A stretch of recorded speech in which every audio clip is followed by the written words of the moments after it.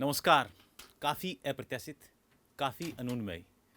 RPSC वो संस्था है जिसके बारे में मैं अगर ये कहूँ कि भारत में सबसे ज़्यादा कयास लगाए जाते हैं कि कौन सी वैकेंसी कब आएगी।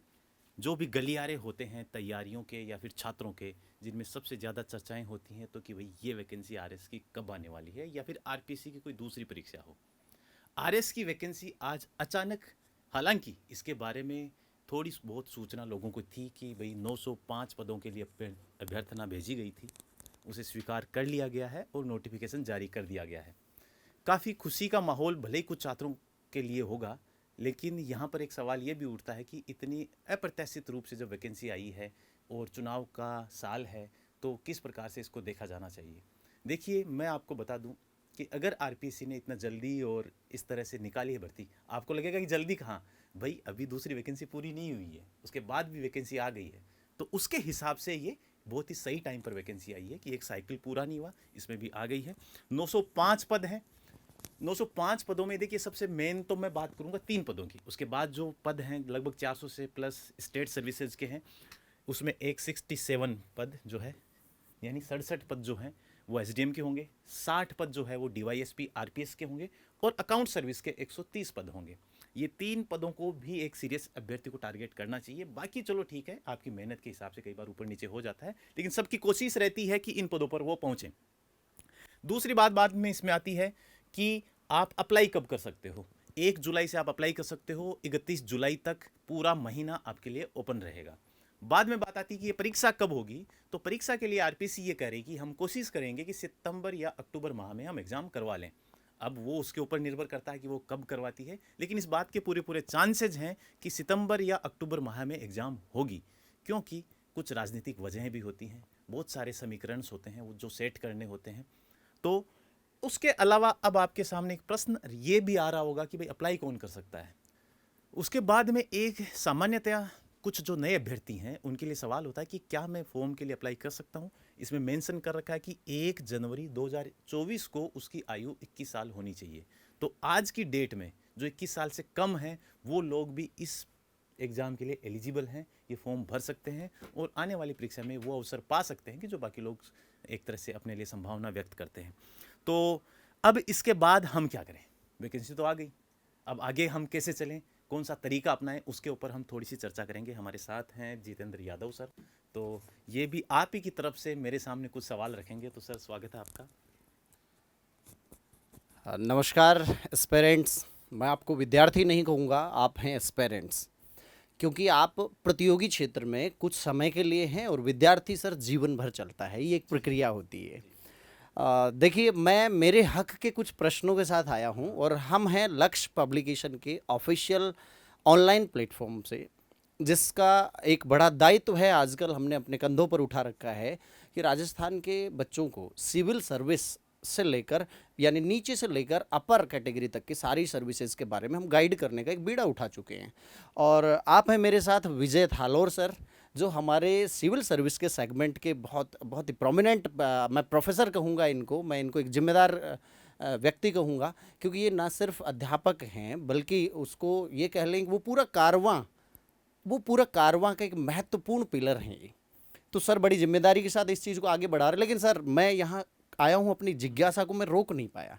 और जिज्ञासा है, चूंकि लक्ष्य पब्लिकेशन कई सालों से विद्यार्थियों के लिए एक दोस्त की तरह अपना रोल अदा कर रहा है। तो मेरे विद्यार्थियों की तरफ से आपसे कुछ प्रश्न हैं, क्योंकि एक आम साधारण विद्यार्थी, जैसे ये विज्ञप्ति आई ताबड़तोड़ बहुत सारे बच्चों के तो धड़कनें तेज हो रही हैं, और सही मायनों में मैं जब एक विद्यार्थी बनकर सोचता हूँ तो जैसे ही विज्ञप्ति देखी तो धड़कन लिटरली तेज हो गई है। तो बच्चा कुछ सवाल लेकर आता है, वो प्रश्न मैं आपसे पूछना चाहता हूँ। सबसे पहला सवाल विद्यार्थियों के जहन में ये आ सकता है कि सर सबसे पहले मुझे ये बताइए कि मुझे एकदम से जैसे विज्ञप्ति की सूचना मिली तो मुझे पहले स्तर पर क्या करना है, अब मुझे क्या करना चाहिए? सर, ये बात आपकी सच है कि ये वैकेंसी देखते ही थोड़ी आपाधापी सी मच गई है आरएस के बाज़ार में। बहुत सारी वजहें होती हैं, क्योंकि महीनों से इंतज़ार था लोगों को। अब इसमें मैं थोड़ा-सा सबसे पहले क्लासिफ़िकेशन करना चाहूँगा कि 2-3 टाइप के एस्पिरेंट्स होते हैं। एक वो जो पहली बार देंगे, एक वो कि जो काफ़ी अनुभवी हैं, इंटरव्यू तक पहले पहुँचे हैं, फ़ेल हो गए।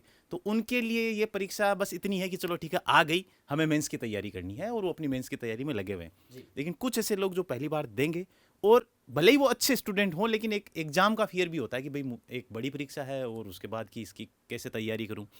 तो कुछ उसमें से जो थोड़े अनुभवी कम हैं, थोड़ा सा मेच्योरिटी कम है, वो लोग क्या करेंगे सबसे पहले कि भागते हैं अभी कुछ ना कुछ, जैसे आज ही मैं सारी किताबें खरीद के ले आऊँ और आज ही पढ़ दूंगा।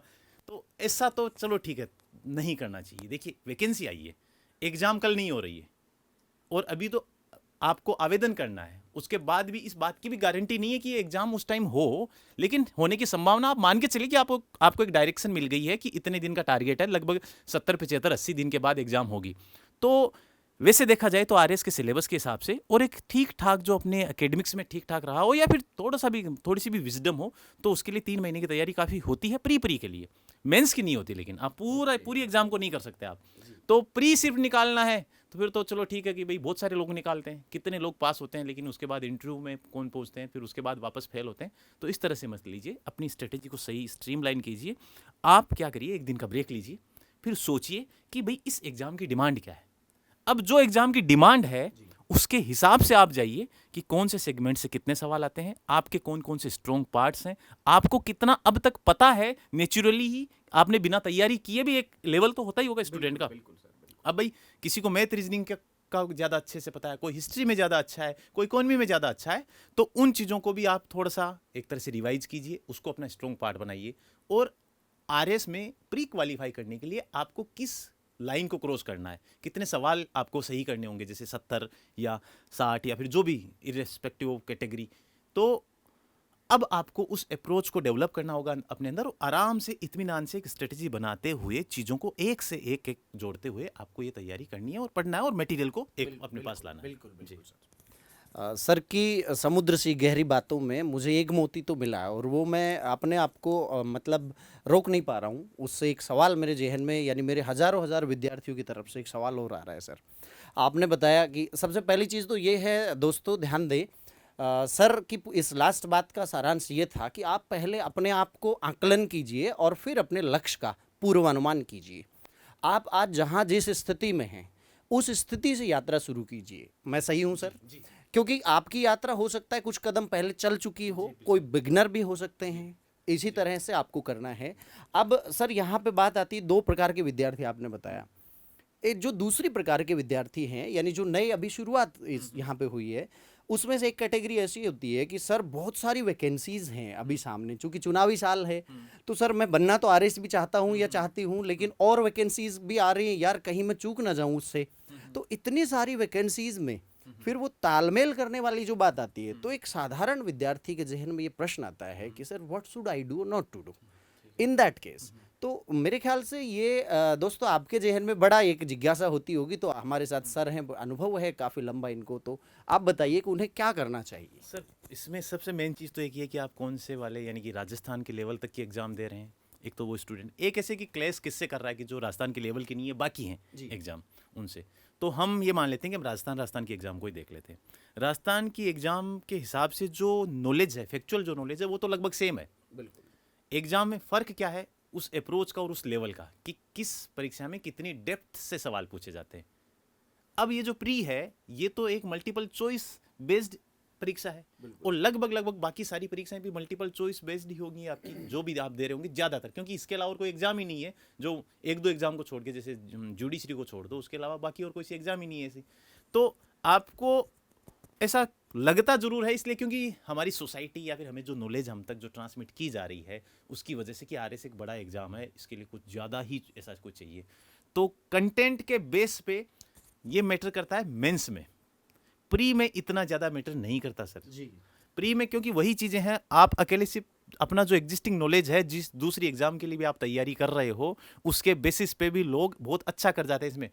जैसे पटवारी है, अगर कोई पटवारी की एग्जाम की बहुत अच्छे से तैयारी की है, तो मैं मानता हूँ कि डेफिनेटली आरएस के प्री को बहुत आसानी से क्लियर कर देगा। सिलेबस प्री वही ठीक है। जैसे एसआई है, तो एसआई का जो सिलेबस है, जो एसआई की तैयारी कर रहा है, बहुत अच्छे से प्रीलिम्स को तो आप बहुत अच्छे से पार कर सकते हो।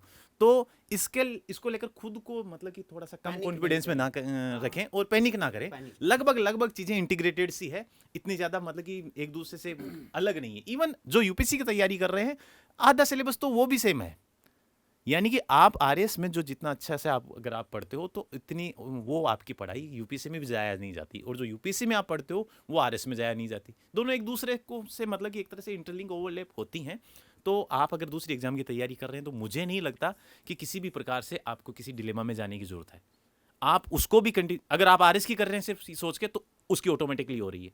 अगर उसकी कर रहे हैं, राजस्थान की कोई एग्जाम है, तो आरएस की भी ऑटोमेटिकली हो रही है, जब तक कि आप कुछ मेन कोर सब्जेक्ट हैं उनका भी वहाँ पर अच्छा खासा पोर्शन है, जैसे पॉलिटी हो गया, हिस्ट्री हो गया। ऐसा मैं सोचता हूँ सर। बिल्कुल सर, बिल्कुल। देखिए सर की बात आपकी आसानी से मुझे ऐसा लगता है सीधा सीधा समझ आ रही है कि डिलेमा में नहीं जाना है, क्योंकि डिलेमा में जाने से अच्छा तो वो तो यही स्थिति हो गई है ना कि व्हाट शुड आई डू और नॉट टू डू की बजाय तो ये है कि या तो इस किनारे पे रहें या उस किनारे पे आप रहें। कीजिए, Yes. शुरू मतलब आप अपना काम जारी रखिए। बिल्कुल। दूसरी बात ये साथियों ध्यान रखना है आपको कि सर ने बताया दो प्रकार के विद्यार्थी लगभग हैं, एक बिगनर है, एक वो जो थोड़ा अनुभव ले चुके हैं, पहले भी दे चुके हैं आरएस जैसी परीक्षाएं, थोड़ा तजुर्बा रखते हैं। सर जहाँ तक मैं समझता हूँ पीटी जो होता है, पीटी और मेंस में कोई बहुत ज़्यादा अगर अंतर है किसी बात का, तो मैं 2-3 शब्दों में इसको समेटता हूँ। पहला है कि एक तो आपका मेंस में आके देखो, पीटी को अगर सरल शब्द में कहें तो ये just the testing of your जानकारी, नॉलेज, केवल फैक्चुअल नॉलेज। RS में, पीटी में आपकी जानकारियां या सूचनाओं की नॉलेज तक की जांच होती है, लेकिन मेंस में जाते जाते वो चीज़ें थोड़ी सी व्यापकता, विश्लेषण और संप्रेषण का खेल हो जाता है। जहाँ तक मैं कहता हूँ संप्रेषण या कम्युनिकेशन तो ये लेखन के जरिए भी होता है, ये वर्बल भी होता है, नॉन वर्बल भी होता है। तो दोस्तों 3 शब्द सर की बात से निकल के आ रहे हैं, ध्यान रखना। पीटी का कुछ भी अलग नहीं है, आप जिस दुनिया में हैं उसी में पीटी है, अलग नहीं है वो। प्री टेस्ट जो है, प्रीलिम्स जो है, लेकिन आगे की चीज़ें बाद में उस पर सेपरेट लेकर आएगा। अब मैं मेरा अंतिम सवाल लेकर आता हूँ, इस चर्चा को ज़्यादा बड़ी नहीं करेंगे, लेकिन उस अंतिम सवाल पर आने से पहले मैं आपको एक चीज़ बता दूं, जो मेरे यहाँ पे मित्र हैं, मेरे साथी हैं, मेरे स्टूडेंट हैं, सभी लोगों को बता दूं कि लक्ष्य पब्लिकेशन अपने गहरे रिसर्च के अनुभव के बाद जयपुर में गोपालपुरा बाईपास जो है, गोपालपुरा मोड़ से आगे, तो यहाँ पे हमारा ऑफलाइन सेंटर हम डाल चुके हैं। सिविल सर्विस के ऐसे प्रोमिनेंट टीचर्स यहाँ पे हैं जो ऑलरेडी प्रूवन हैं, जो साबित कर चुके हैं, टॉपर्स रहे हैं। हाल ही में सर के नेतृत्व में हमने यहाँ पे आईएएस का सेगमेंट भी शुरू किया है। तो अब आपको, पहले तो ऐसा लगता था कि लक्ष्य सर पढ़ाता पढ़ाता किताबें मैटर देता था, और अब मुझे लगता है कि अब आपको दोहरा लाभ होने वाला है कि उसके साथ साथ एक ऐसी टीम जो खुद टॉपर्स रहे हैं। ऑफलाइन के बैचेज शुरू हैं, सर के नेतृत्व में हमारे बैचेज रनिंग है ऑलरेडी। तो आइए, और लक्ष्य आरएस के नाम से हमारा जो ब्रांड यहाँ पे चल रहा है, आपके लिए, आपकी सेवा में हाजिर है। अब आप कहेंगे सर कि अपना प्रचार तो बहुत कर चुके हैं, अब ज़रा आगे के हमारे सवाल भी बता दीजिए। तो मेरा अंतिम सवाल सर ये है, और आप इस पर डेफिनेटली आप हंसेंगे, लेकिन मेरे प्रश्न मेरे विद्यार्थियों के प्रश्न होते हैं। बहुत सारे बच्चे ये कहेंगे कि सर ये बता दो, ये एग्ज़ाम कब होगा, ये परीक्षा कब तक हो सकती है। तो ऐसे प्रश्न जब आप सुनते हैं तो सबसे पहले तो ये बताइए कि एक सिविल एस्पायरेंट के लेवल पे ये प्रश्न जब आपके पास आता है तो अचानक सुनते ही आपको हंसी आती होगी। पहली बात तो यार ये परीक्षा कब होगा का सवाल रिलेवेंट है या कुछ और भी आता जी, है। इसका मैं जवाब चाहूँगा आपकी टिप्पणी अब के जैसे साथ। ये कुछ वैसा ही है कि सर वैकेंसी कब आएगी। आज से पहले सवाल ये नहीं था कि परीक्षा कब होगी, ये था कि वैकेंसी कब आएगी। अब देखो आ गई, और किसी को पता भी चला कि कैसे आ गई, एकदम अचानक, अप्रत्याशित, जो मैंने शुरू में बोला।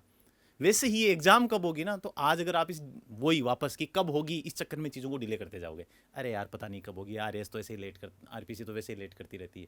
पिछली बार जो मेंस हुआ था उन बच्चों से पूछिए जो इस भ्रम में थे कि आरएस आरपीसी का ट्रेंड रहा है कि पता नहीं एग्जाम नहीं करवाएगी, और बेचारे बहुत लोग इसके चक्कर में मारे गए। तो आप ये सोचने के बजाय आपको जो जितना टाइम मिला है ये सफिशियंट है। अगर आप, क्या ही आपको नुकसान हो जाएगा, मान लीजिए कि चलो ठीक है 2 महीने लेट हो गई, तो क्या ही नुकसान हो जाएगा। अब हो सकता, कई बार ऐसा होता है किसी की शादी अटकी हुई है, तो भाई साहब प्री के बेसिस पे आपकी शादी नहीं होने वाली है अगर होनी हुई है तो, क्योंकि लोग सोच रहे हैं कि भाई मेरा ये काम अटका हुआ है, मेरा ये उन्हें भी साथ साथ मैनेज करिए भाई। आप एक तरह से एडमिनिस्ट्रेटिव ऑफिसर बनने के लिए, यानी कि आरएस एक बड़ा एग्जाम है, आप बड़े अधिकारी बनने जा रहे हैं, इसमें आपके लिए वैल्यूज़ भी मैटर करती हैं, आपके एथिक्स क्या हैं वो भी मैटर करते हैं। तो इसके आधार पे भी आप सोचें कि आपका कर्तव्य है कि आप पढ़ाई करते रहें, कर्म करते रहें। अब उसका फल आपको अच्छे से तब मिलेगा जब आपने अपना कर्तव्य बहुत अच्छे से निभाया है। तो इस चीज़ के बारे में आप ज़्यादा प्लान ना करें, क्योंकि आपके हाथ में है ही नहीं। आज वैकेंसी आना आपके हाथ में थी क्या? नहीं थी, आ गई, तो अब चलो ठीक है, आपको एक रास्ता मिल गया। तो इसको लेकर जो बहुत सारे स्टूडेंट मुझे क्लास में पूछते हैं कि सर कब आएगी वैकेंसी, तो मैं उनको कहता था कि इस तरह से आएगी तुम्हें पता भी नहीं चलेगा। और आज फिर से उसी टाइम में क्लास ले रहा था, तो क्लास में मैंने यही बोला, लो भाई आ गई इतने दिन से, अब कर लो जो कुछ करना है। तो फिर भी एक अनुमान ये है सर, देखिए एग्जाम होने में कई सारे मतलब कि फैक्टर्स होते हैं। पॉलिटिक्स भी उसका एक बड़ा फैक्टर है। ये हम आपका इशारा मेरे विषय की तरफ तो नहीं है नहीं, नहीं आप सर बता सकते हैं, सर उसके बारे में ज़्यादा जानते हैं, मुझसे ज़्यादा अनुभवी हैं, तो सर इसके बारे में मुझसे ज़्यादा एक तरह से समझते हैं। बस सर ने मुझसे पूछ लिया तो मैं छोटा नादान व्यक्ति इसके बारे में क्या ही बताऊं। तो मेरे हिसाब से एग्ज़ाम सर जैसा ये कह रहे हैं इसके आसपास ही होगी, क्योंकि चुनावी साल है। थोड़ा बहुत समझता हूँ सर, ज़्यादा नहीं समझता। बिल्कुल, हाँ बिल्कुल। प्रेशर भी है, हाँ, पीछे बदनामियां भी बहुत हो चुकी पीछे हैं। कई सारी चीज़ें हो चुकी हैं और अभी काफ़ी तो कुछ सरकार नहीं चाहेगी हाँ कि वो सब सरकार रिपीट वो हो। सब रिपीट हो। दूसरा युवाओं को उठाना नहीं चाहेगी। युवाओं को उठाना नहीं चाहेगी, Right. प्लस अभी कुछ चल भी रहा है। Yes, हाँ yes, कुछ yes. ऊपर नीचे चल भी रहा है, तो ये कुछ ऐसा करना चाहेगी कि एग्ज़ाम जल्दी से करवाएं, जिस तरह से पिछली मेंस की एग्ज़ाम करवाई थी। तो सर और इसके बारे में कुछ और चीज़ें हैं, मुझे पता है आप मुझसे ज़्यादा अच्छे से बता पाएंगे, आप बताइए। ये तो सर आपका बड़प्पन है, लेकिन मैं मेरे हक की थोड़ी सी समझदारी के साथ बस इतना कहूँगा कि यहाँ हमने मुझे ऐसा हमेशा लगता है कि हमने जिन व्यक्तियों के हाथों में सिविल सर्विस की जिम्मेदारी दी है, बागडोर दी है, वो एक बहुत अच्छे खिवैया हैं। डेफिनेटली आपको उस मुकाम तक लेकर जाएंगे, क्योंकि ये सारे अपने क्षेत्र के अनुभवी हैं। एक ऐसा व्यक्ति, देखिए सर मैं मानता हूँ दो तरह के व्यक्ति हमें सिखा सकते हैं, या तो जो उस राह से चलकर गया सफल हुआ है, या फिर वो उस राह से चल के असफल हुआ है, क्योंकि वो आपको उन मुद्दों से बचा सकता है, उन बिंदुओं से जो गलतियां उसने की हैं। तो हमारे पास एक बेहतरीन टीम है, उस टीम का सानिध्य पाने के लिए आप लोग आइए, डेफिनेटली आपका स्वागत है। मैं बिल्कुल ये नहीं कहूँगा कि ये करे वो करे, लेकिन सबसे पहले अपने आप से, अपने कमिटमेंट से पूछिए कि क्या आप कमिटेड हैं, क्योंकि सिविल सर्विस की सबसे पहली मांग कमिटमेंट होती है। सबसे पहली चीज़ कमिटमेंट होती है। और इस बातचीत को मैं ज़्यादा लंबा नहीं करूँगा, लेकिन मैं जरूर कहना जी जी जी जी जैसा कि सर ने बताया कि हम आरएस की फील्ड में हम गाइड करने के लिए हमारी टीम है।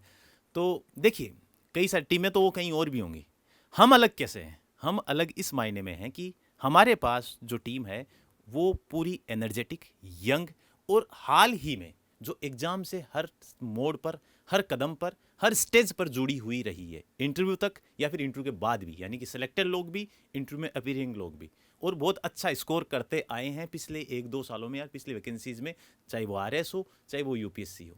हम एग्ज़ाम में खुद के हिसाब से अगर हम होते, मैं अगर एग्ज़ाम दे रहा होता तो मैं किस स्ट्रेटेजी को अपनाता और किस प्रकार से अच्छा स्कोर करता हुआ आ रहा हूँ, उसको बहुत प्रैक्टिकल फॉर्म में आप लोगों तक पहुँचाने की कोशिश करती है हमारी टीम। हमारी टीम में बहुत शानदार टीचर हैं, बहुत शानदार कंटेंट क्रिएटर हैं। आपको वो चीज़ें मिलेगी जो जनरली आपको अभी तक ये जो आरएस का जो मार्केट है या फिर जो भी इंफ्रा या फिर जो भी इकोसिस्टम बना हुआ है वो आपको अवेलेबल नहीं करवा रहा है। उसमें फ़र्क है, उसके फ़र्क ये है कि हमने जिस डेडिकेशन के साथ, जिस विजन के साथ ये चीज़ें शुरू की थी, उसमें ही फ़र्क है। हम चाहते हैं कि भाई भीड़ के चक्कर में सीरियस स्टूडेंट के साथ गलत ना हो, लेकिन सीरियस स्टूडेंट के चक्कर में उस बच्चे को भी एड्रेस किया जाए कि जो थोड़ा सा अभी तक सूचनाओं से वंचित रहा है। तो हमने एक हाइब्रिड सा तरीका अपनाया है ताकि सारे बच्चों को लेकर साथ चला जा सके और हम उन्हें गुणवत्तापूर्ण चीज़ें उपलब्ध करवा सकें और वो कम समय में प्रभावी रूप से परिणाम को प्राप्त कर सकें। तो आप आइएंगे तो देखेंगे कि भाई एग्जाम के हिसाब से ही चीज़ें होंगी, आपका समय जाया नहीं किया जाएगा। लक्ष्य आरएस रिद्धि सिद्धि पर इसका ऑफलाइन सेंटर है। आईएएस के लिए भी हमारी एक ब्रांच शुरू हो चुकी है लक्ष्य आईएएस के नाम से, वहाँ भी हम फाउंडेशन कोर्सेज शुरू कर चुके हैं। तो आपको हमारी टीम में जो सबसे ऊपर मिलेगा वो है क्वालिटी। ठीक है सर, बिल्कुल सर, बिल्कुल आपकी बात से समापन करेंगे हम। तो आप सभी लोगों का बहुत बहुत धन्यवाद और आप लोगों को गुड लक। यस, ये बहुत जरूरी है। थैंक यू, थैंक यू, स्वागत है आपका।